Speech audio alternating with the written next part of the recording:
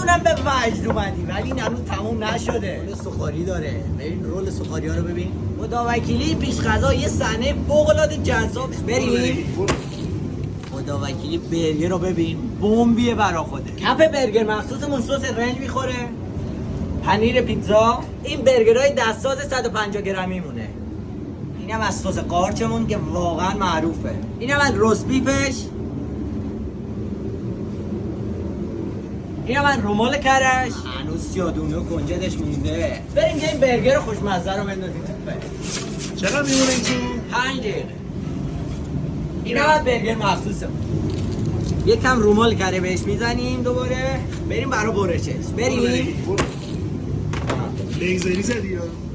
خدا وکیلی برگر رو ببین. بمبیه برا خوده. بعد این صحنه جذاب هنوز که تموم نشده. ادامه داره. سیب زمینی داره. 2 مدل سس، یکی شیرین یکی تون. اینم 2 تا آیتم جذاب رستوران سیمونی. این سیب اسپشیالشونه که تو ویدیو دیدی. اینم سالاد سزار 4 رول. آدرسشون هم میشه بولوار دهقی خیابون پیروزی درسته؟ خیابون پیروزی بولوار ابوذر، خیابون دهقی میدان مالک اشرف، رستوران سیب. خود شفاهی هم اینجا هستش و گارانتی غذا رو داره. جاتون خالی بچه‌ها.